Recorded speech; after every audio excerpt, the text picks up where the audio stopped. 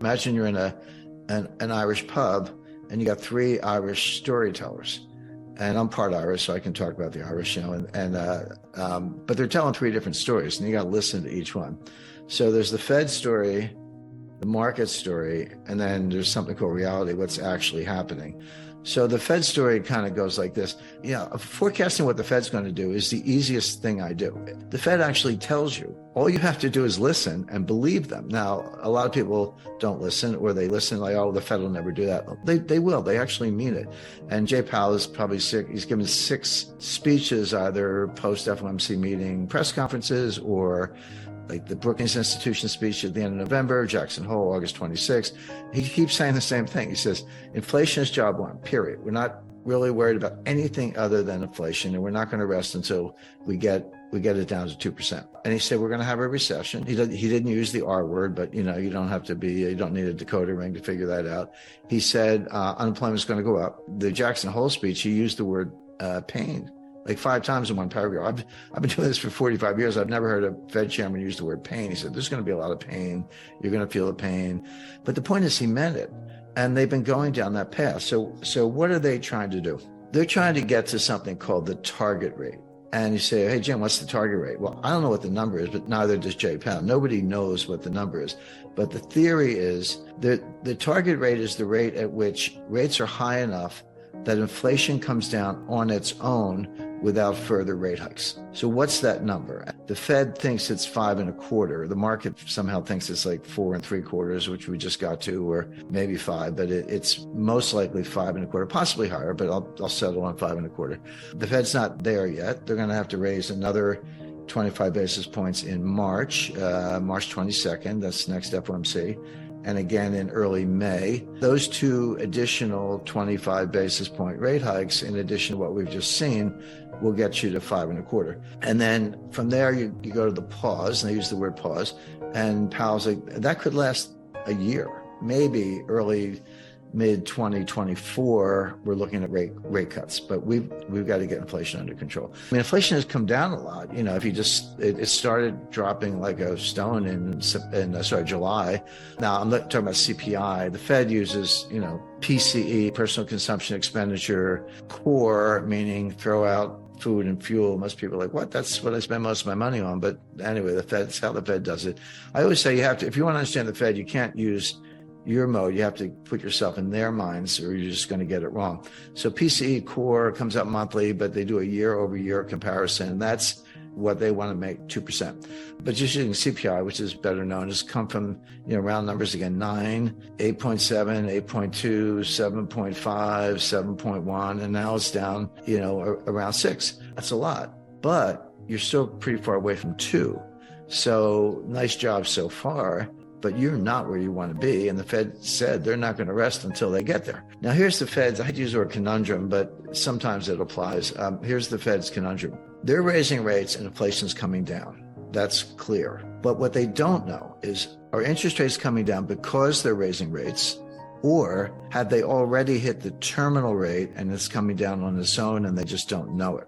And that's a big deal, because if they're at the terminal rate and they just don't know it, and they keep tightening, which they are going to over-tighten, probably already have, and this is going to be part of what throws the economy into a severe recession. So that's kind of what the Fed's doing and how they think about it. Now, let's go to our next Irish storyteller. This is the market, and in particular, although here we probably have to distinguish between the stock market and the bond market. Bond market's a lot smarter. But the stock market is saying, yeah, the Fed's raising rates, inflation is coming down, but we think they're already at the terminal rate. But not only that, we think they're going to get the memo, that the Fed will figure that out before they get to 5.25, before they raise rates in May, maybe even March, maybe they're done.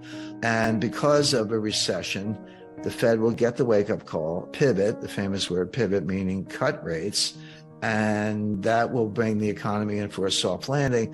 This is the soft landing Goldilocks scenario where the market's right, the Fed's wrong, but the Fed will realize that the market's actually right and cut rates, and if you're going to cut rates, buy stocks. That's like Wall Street always ends every analysis with buy stocks. Yeah. The bond market is telling a completely different story, by the way. And this is a little more esoteric. But if you look at yield curves, look at the Treasury yield curve, Euro-dollar futures yield curve, German Bunds yield curve. I mean, there's a million yield curves. I pick your maturity, but you can look at the spread between 3-month Treasury bill rates and the expected 3-month Treasury bill rate 18 months forward. I mean, that's a little esoteric, but you can call that up. They're all inverted. Now, inversions happen, just meaning the longer term rate is lower than the short term rate. Now, this is in the Treasury yield curve. They're inverted from 1 month to 20 years. It's not like, people talk 2s and 5s and 5s and 10s. And say 1 month, a 1 month bill is yielding more than a 20-year note. Okay, that's inverted across the entire yield curve. Euro-dollar futures, same thing. The inversion kicks in.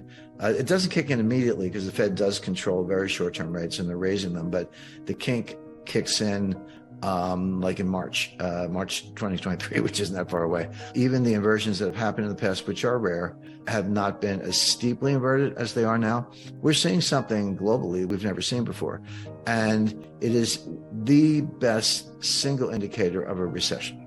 Okay, now let's get our third storyteller. Maybe I got 4 in this thing. So stock market's telling us Goldilocks, bond market's telling us, here comes, Hurricane Mitch or whatever. And then there's what I call the reality.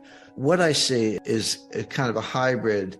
The Fed's doing what they're doing, right or wrong. Okay, they're doing what they're doing. The market has their own interpretation. I agree with the market, certainly the bond market, that the Fed has probably over-tightened. They probably are at the so-called terminal rate. They just don't know it. They're going to keep going for the reasons I explained. That means they're going to make it worse. They're going to make the recession even worse. And they may pivot. To say that there could be a rate cut, it won't be in April, but, rate cut in August, maybe. In other words, if the Fed cuts rates, which they may, the pivot may be real. It's not because they engineered a soft landing and Goldilocks and everything. Oh, that's just right. It's because they screwed up as usual, as they've been doing since 1913.